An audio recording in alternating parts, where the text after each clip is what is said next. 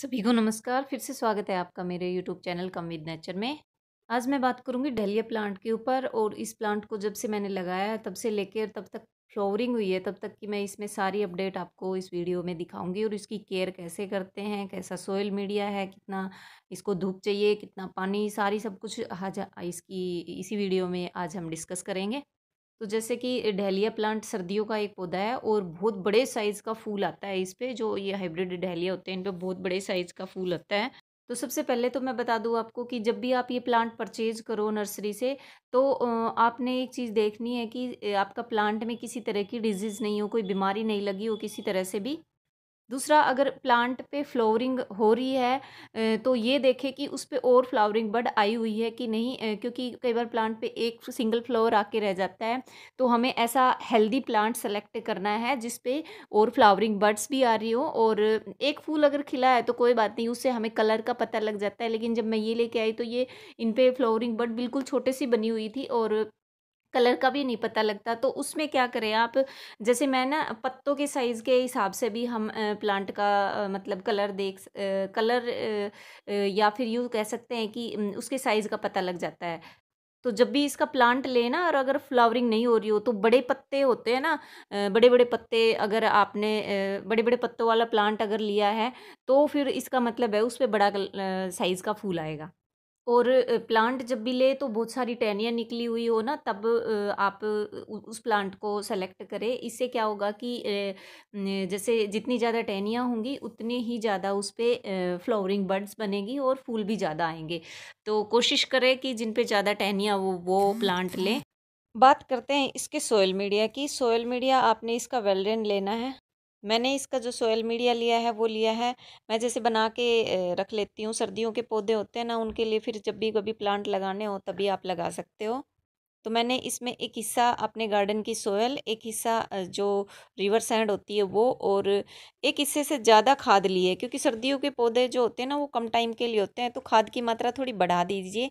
और मैंने इस तरह से एक ये पुराना जैसे चावल वगैरह आते हैं ना, तो उसका एक 5 kg का ये थैला था। मैंने इसमें नीचे होल बना दिए हैं और साइडों में से छोटे छोटे होल, बिल्कुल छोटे छोटे इस तरह से होल बना दिए ताकि एरेशन हो जाए और रूट्स डैमेज ना होए। इसके अलावा इसमें थोड़ी सी मात्रा यानी आधे से कम मात्रा जो है राइस हस्क की है। खाद में मैंने गोबर खाद ज़्यादा लिया है और थोड़ा सा किचन वेस्ट कंपोस्ट लिया है।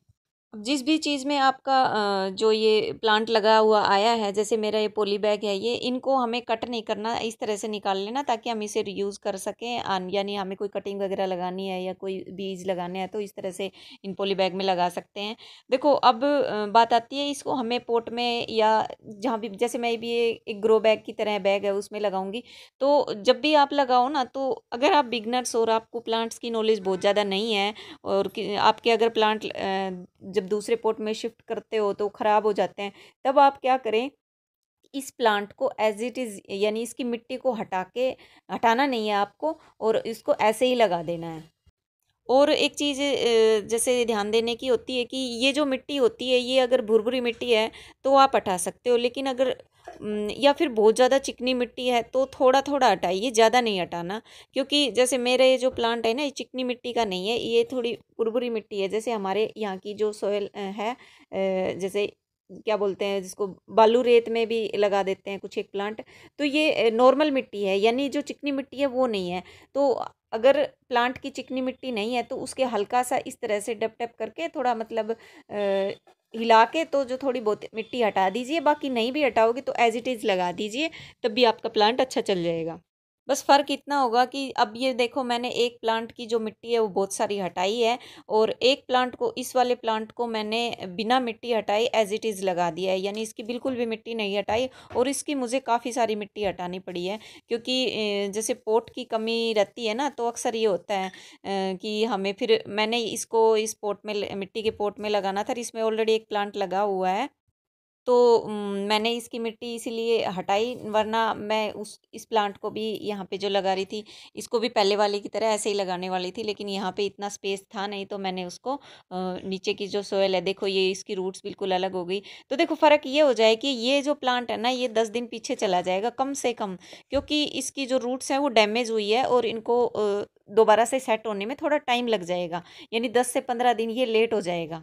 और जो हमने ये बैग में लगाया है ना, ये हमारी ग्रोथ इसकी यहाँ से ही शुरू हो जाती, मतलब पहले की तरह इसकी ग्रोथ अच्छे से रहेगी और वो थोड़ी सी ग्रोथ उसकी रुक जाएगी। ये फ़र्क रहेगा बस थोड़ी सी इसकी मिट्टी हटाने से जो रूट्स डैमेज होती है ना उसमें और इसमें, इसकी ग्रोथ में फ़र्क यही रहेगा बस।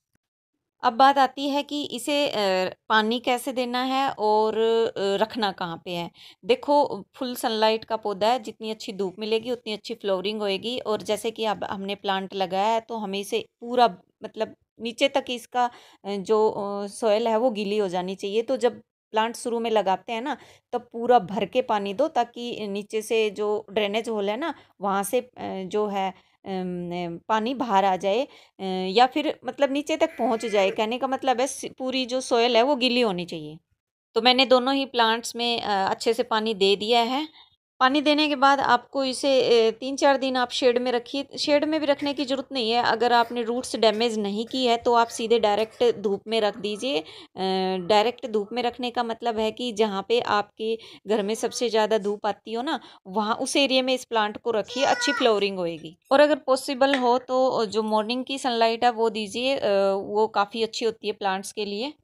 प्लांट हमने लगा दिया है, लेकिन कई बार क्या होता है कि जैसे प्लांट लगाने के बाद इसमें ना मतलब फंगस की प्रॉब्लम हो जाती है सॉइल में, और फिर वो धीरे धीरे ना प्लांट्स को ख़राब करने लग जाती है।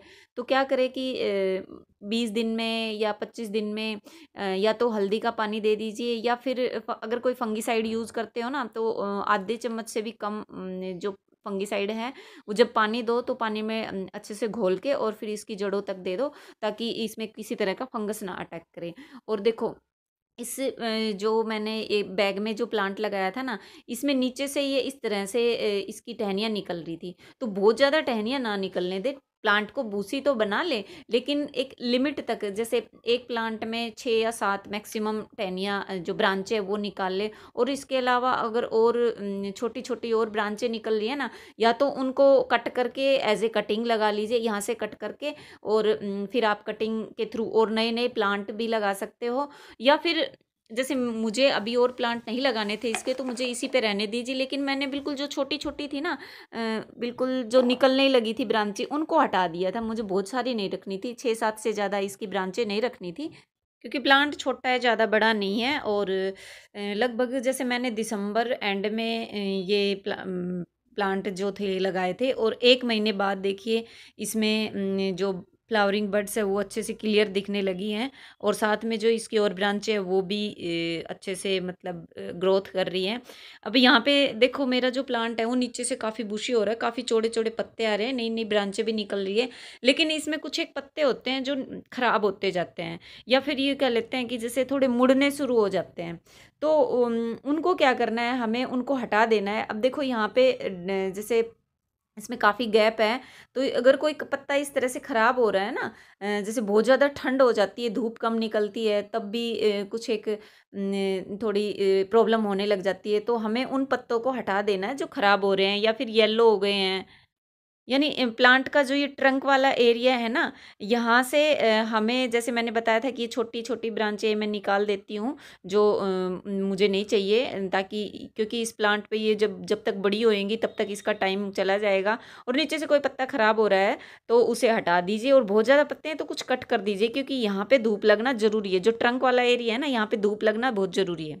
और साथ में हम कोई भी फिर और खाद वगैरह डालते हैं तो नीचे का जो स्पेस होता है ना वो क्लियर होना ज़रूरी है। तो जो ये दूसरा जो प्लांट है, इसमें क्या हुआ कि ऊपर से जैसे एक पॉट रखा हुआ था और बंदरों ने वो गिरा दिया। वो छोटा पॉट था वैसे तो, लेकिन इसके ऊपर गिरा तो इसके ऊपर की जो ये टहनी है वो मतलब ऊपर का जो वो फ्लावरिंग जो बड आ रही थी ना वो हट गई, और टूट गया ऊपर से थोड़ा सा प्लांट। तो ये तो साइडों से और ब्रांचें निकालेगा और बहुत टाइम लग जाएगा इस पे फ्लावर आने में।